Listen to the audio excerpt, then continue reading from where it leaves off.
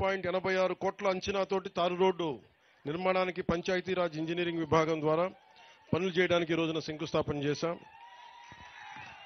దీనివల్ల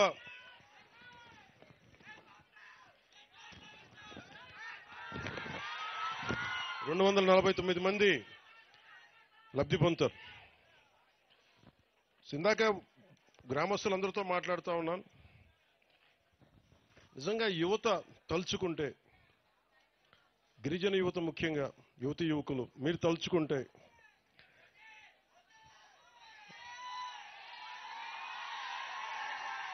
తలుచుకుంటే మార్పు వస్తుంది. గత ఎన్నికల్లో 6 నెలల క్రితం యువత ఒక బలంగా ఒక మాట అనుకున్నారు, మార్పు రావాలి అని. మీరు మార్పు వచ్చింది, మీకు రోడ్లు పడ్డాయి. మార్పు వచ్చింది.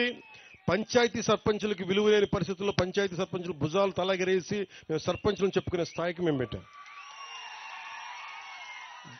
మొన్న ముఖ్యమంత్రి గారి దృష్టికి ఇదే తీసుకెళ్లాను. ఇద్దరం ఒక గంట సేపు కూర్చున్నాం.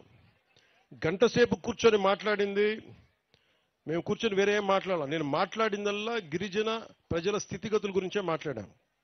మీకు ఆదాయం ఎలా పెరగాలి, రోడ్లు కనెక్టివిటీ ఎలా ఉండాలి, నీటి అవసరాలు ఎలా తీర్చాలి, కరెంట్లు ఎలా ఉంది, అలాగే అంగన్వాడీ కేంద్రాలు సరిగ్గా ఉన్నాయా, వాటి రిపేర్లు చేయాలా అని ఇవే మాట్లాడుకున్నాం. మాట్లాడుకొని ప్రధానమంత్రి గారు వచ్చాక ఇలాంటి ఇలాంటి పాలసీల కింద ఇంతకుముందు 250 ఉంటే కానీ రోడ్లు పడేవి కావు. ప్రధానమంత్రి గారు వచ్చాక కనీసం 100 మంది ఉంటే చాలు రోడ్డు వేసేయమని చెప్పారు. ఆ పథకం కింద కొన్ని రోడ్లు. ఇది మన నరేంద్ర మోదీ గారికి మన కృతజ్ఞతలు చెప్పుకోవాలి. ఆయన సంకల్పం, అది ఆయన మహాసంకల్పం. అలాగే ముఖ్యమంత్రి గారి దృష్టికి తీసుకెళ్లారు. సార్ కనీసం ఇన్ని గ్రామాలు ఉన్నాయి, 4,612 పంచాయతీలు ఉన్నాయి, దాదాపు 2,000 పైచిలుకు గ్రామాలు ఉన్నాయి. వీటికి మనం ఏం చేయగలం అంటే బడ్జెట్ ఎంత అని అడిగారు. ఆ రోజున మనం కలెక్టర్స్ కాన్ఫరెన్స్లో కలెక్టర్ గారు కూడా ఆ రోజు ఉన్నారు. అడిగినప్పుడు ఒకటే చెప్పారు, కనీసం 2,869 కోట్ల రూపాయలు ఖర్చు అవుద్ది ఈ గ్రామాలన్నీ కలపడానికి. కానీ లబ్ధి చేకూరేది మటు చాలా తక్కువ మందికి. ప్రజలు చిక్కగా ఒక చోట ఉండరు కాబట్టి. అయినా కానీ ఆయన ఏం చెప్పారంటే కనీసం మనం ముందు వీటితో ప్రారంభిద్దాం, తర్వాత ఒక్కొక్క విడతగా ఒక్కొక్క సంవత్సరానికి 350 కోట్ల చొప్పున దీనికి పెట్టుబడి పెడదాం. అలాగే మిగతా డబ్బు కేంద్ర ప్రభుత్వం, నరేంద్ర మోదీ గారి నాయకత్వంలో కేంద్ర ప్రభుత్వం మనకి వచ్చే పథకాల నుంచి ఆ డబ్బుని ఇక్కడే ఖర్చు పెట్టిపోతున్నాం. సో మేము దీనికి ఎందుకు చెప్తున్నానంటే 70 సంవత్సరాల ఈ పాలనలో గిరిజన గ్రామాలని మిమ్మల్ని వదిలేశారు. ఇది గిరిజన ప్రాంతాలని ఉన్నాయా అంటే అభివృద్ధి చేశారంటే చేయలేదని చెప్పట్లా, ఉంది. దీనికి పార్టీలు కొన్ని పెడితే దీనికి బాగా పనిచేసిన అధికారులు కొంతమంది ఉన్నారు. ముఖ్యంగా ITDA, integrated tribal development authority, ఆ ఏజెన్సీని ప్రమోట్ చేసిన వ్యక్తి శంకరన్ గారు. ఈ రోజున ఐటీడీఏ గుర్తుపెట్టుకోవాల్సింది శంకరన్ గారి పేరు, ఐఏఎస్, ఆయన్ని నిరంతరం గుర్తుపెట్టుకోవాలి. మహానుభావుడు. అంటే ఒక అధికారికి ఒక నిజమైన ఒక రాజకీయ నాయకుడు కనుక అండ ఉంటే శంకరన్ గారు చేసి చూపించారు. ముఖ్యంగా గిరిజన ప్రాంతాల్లో అందరూ చెప్తా ఉంటాయా, మేము రాజకీయ నాయకులను ఎంత నమ్ముతామో తెలియదు కానీ మా ఐటీడీఏ వాళ్ళని నమ్ముతాం, అంత బలంగా నమ్ముతాం అని చెప్తారు. సో నేను మీ నమ్మకం గెలుచుకోవడానికి వచ్చాను ఈ రోజున. కాకపోతే ఏదైతే ఈరోజు రోడ్డు వేసి ఇట్లా కాదు, ఈ 5 సంవత్సరాలు పనిచేస్తాం. పనిచేసిన తర్వాత మీరు ప్రోగ్రెస్ రిపోర్ట్ ఇవ్వండి, మీరు బాగా చేశారు, సంతోషం, మీకు అండగా ఉంటాం వచ్చే ఎన్నికలకి చెప్పండి. ఎందుకంటే ఇంకొకటి, యువత ఇక్కడ మాట్లాడుతూ ఉంటే గంజాయి ఎలా ఉందో, నిన్న మాట్లాడుతూ ఉంటే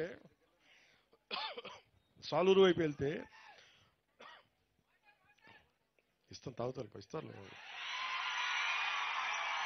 మా ఇంట్లో వాళ్ళు నా కోసం ఎంత తపన పడతారో తెలియదు కానీ మీరు పడే తప్ప నా కన్నీళ్ళు తెప్పిస్తాను. నాకు నిన్న ఇలాగే మనం కూర్చొని అన్న ఐ లవ్ యూ అంటుంటే నేను ఐ లవ్ యూ టూ అని చెప్పాను.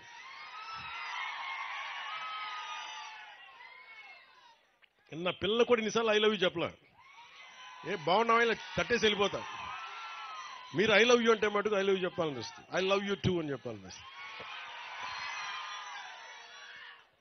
మీకోసం ఇన్ని సంవత్సరాలు 2007లో నేను తిరిగినప్పుడు ఇదే ప్రాంతంలో నేను ఆదిలాబాద్ తాండాలో తిరిగాను తెలంగాణలో. ఆ తర్వాత 2017లో మళ్ళీ మన తాండాలో తిరిగాను, మన గిరిజన ప్రాంతాల్లో తిరిగాను. ఉన్న సమస్యలన్నా నీటి సమస్యలు ఉన్నాయి. ఓవర్ హెడ్ ట్యాంక్స్ కట్టినా నీటి సరఫరా సరిగ్గా లేదు. నీటి గడ్డల నుంచి నీళ్లు తోడుకోవాలి, పురుగులు ఉన్నాయి, మధ్యలో కొన్ని ఇబ్బందులు ఉన్నాయి, కొన్ని సాంప్రదాయాలను పాటించే మంచి గుణాలు ఉన్నాయి. అలా ఇవన్నిటికీ కూడా అనుసంధానం చేయాల్సిన అవసరం ఉంది. ఎక్కడ లోటుపాట్లు ఉన్నాయి అవి సవరించాలి. ఎక్కడ ఇప్పుడు మన ఇందాక మనం చూసాం కాఫీ పండించే విధానం కానీ, ఆర్గానిక్ మనకి చిరుధాన్యాలు కానీ పండించడం, ఇవన్నీ చూస్తూ ఉంటే మీకు ఉపాధికి ఇబ్బందులు లేవు.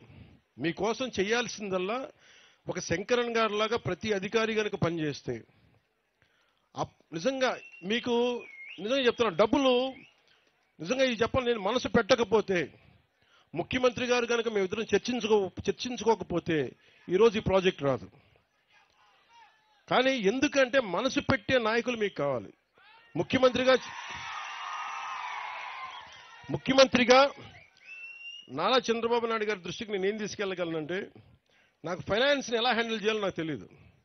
నాకు తెలిసిందల్లా మీ కష్టాలను గుర్తించి ఒక అనుభవజ్ఞుడైన నాయకుడు ఉండి, సార్ ఈ ఇబ్బందులు ఉన్నాయి ప్రజలకి, రోడ్లు వేయాలి, ఇంకా డోలీలతో ఇబ్బంది పడతా ఉన్నారంటే పాపం వెంటనే ఆయన అడ్మినిస్ట్రేటివ్ శాంక్షన్ 39.40 కోట్ల రూపాయలు వెంటనే చేశారు.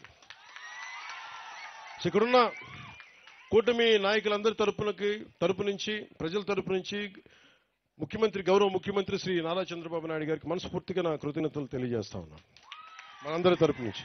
అలాగే మన ప్రధానమంత్రి మనకి పథకాల కోసం మనకి ఎంత రాబోతున్నాయి డబ్బులు, నెక్స్ట్ ఏది చెప్తా ఒక్క నిమిషం. 280 crores ఇప్పుడు జనవరిలో పిఎం మన రోడ్ల కోసం మళ్ళీ జనవరిలో 250 కోట్ల రూపాయలు ప్రధానమంత్రి గారు దీనికి మంజూరు చేయబోతా ఉన్నారు.